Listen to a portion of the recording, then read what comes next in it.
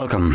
So today I have something unusual, which is a T-Mobile branded phone, and this one apparently is called T-Phone 5G mobile phone.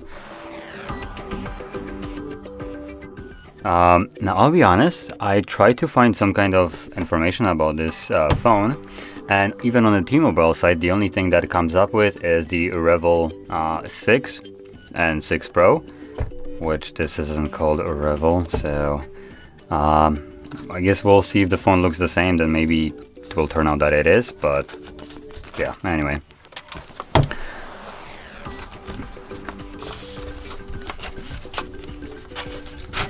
There we go. Now right here we have, I believe, just a case for the phone and tempered glass, so leave that to the side, we don't care. And I do care about my little knife, there we go. Okay, let's see what we get for, I have no idea what price. Now, I assume if this is the, actually let's start off with the phone, because I want to see. Okay, so yeah, this is the Revvl 6 5G. So the phone technically comes free if you get a with a new line. I'm not exactly sure what they mean by line. Let's see. I'm literally looking at a website of T-Mobile right now to check it out. But right off the bat, I'm gonna tell you that reviews of this device aren't the greatest. It's apparently out of 5 star at 2.1. So yeah. Okay, that was weird. Just turn it on.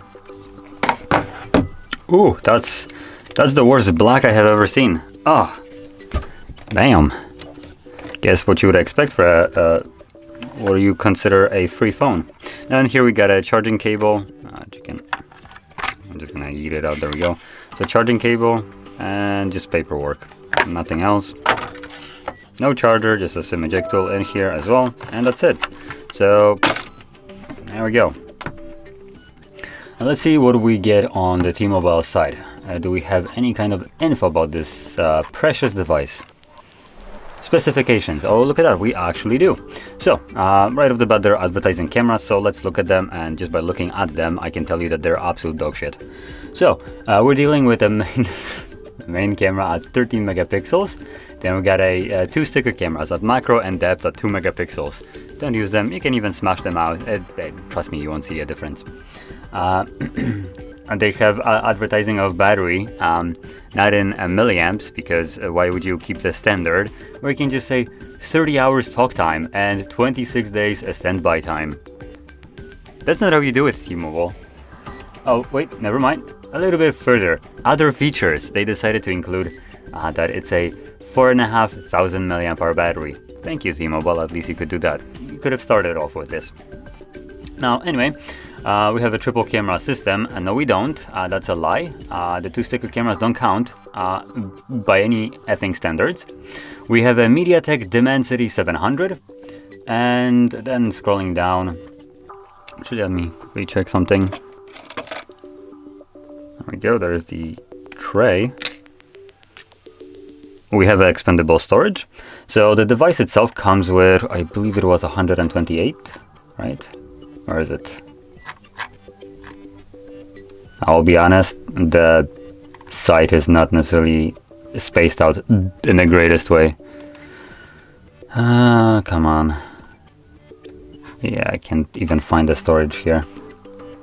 So it has 4 gigabytes of RAM, Android 12, MediaTek Dimensity 700, Bluetooth 5.1, 4G LTE, 5G, so all basically the whole shindig.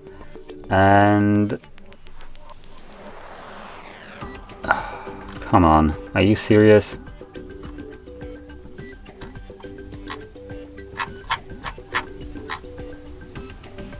Either I'm blind and stupid, or there is no info about how much storage the device comes with. It tells me only, just to put that in perspective, it only tells me the maximum expendable memory. Well, whoop-de-effing do. How about you tell me how much it starts with? Also, I don't see any info about the screen, which is also a little bit of a hiccup right here. But then if your screen is absolute dog shit like this one is, I guess you'd probably not want to advertise it too much. So the only info we have right here is that it's a 6.5-inch display with a resolution of 1600 by 720p. So at least I found the resolution. But just by looking at this, I can tell you that it's an LCD display and not even a good one. No high refresh rate, I believe. Let's see. Come on, give me more network so I can see. Not really it. I'm looking for something where I can scroll up and down to actually see this. Yeah, this is running at 60. So refresh rate garbage here, and I highly doubt for a free phone you're gonna be getting any kind of better refresh rate. Though I'm actually curious because I'm pretty sure that they will be selling this device also as just a standalone, so you don't need to do anything like get T-Mobile services or something like that. And I did find the storage. It's 64 gigs built-in storage, and just to see that, just so I am absolutely certain, yep, it's 64. So that's the total. Can expand it up to apparently 2 terabytes, which is a little bit insane. And yeah, that's it. Not much more info that I can find about this device. It's very limited in terms of just giving you clear info. But as you can see from just a first glance, it's a stock Android, which is actually surprisingly stock. You can even see these are all the apps that come installed with the phone. And these are just primarily Google applications and some tools. There is no like a T-Mobile apps, no T-Mobile wallpaper, no trash running around here that you can't uninstall. They didn't even include Facebook, which in my book is a positive thing. So by default, this will be a fairly bare bones device running stock Android 12. Basically, it's supposedly just a phone.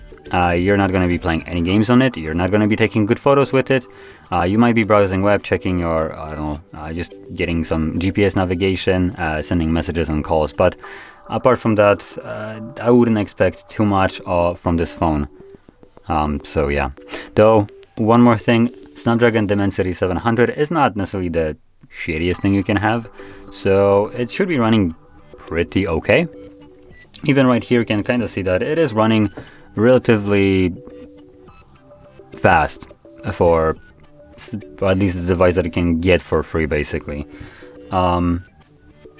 So not really lagging here and doing any kind of like weirdness that you'd expect from really budget devices.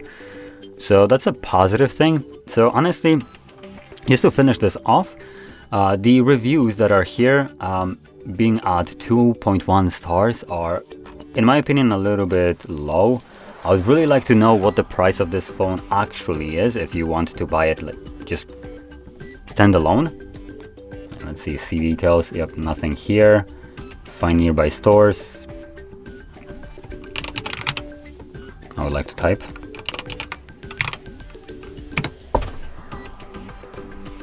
If you give me a second, I will try to find it. Come on. I guess I won't be finding it. Although I could probably do it by the actual name.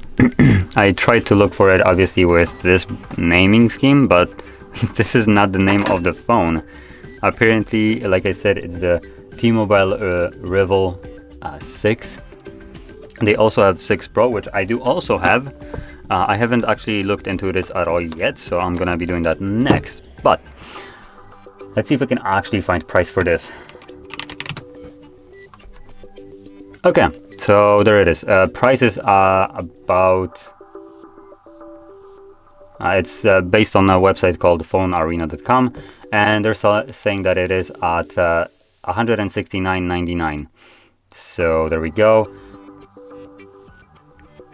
But you can also have it, let's see, the down payment for all qualified customers will be 0, and the 7.09 each month for 24 months. So you can basically get it for $7 per month for 2 years, which would, let's see, so 7.09 times 24 equates to Oh, so they're not even including any kind of tax onto this, or not tax, any kind of like percentage.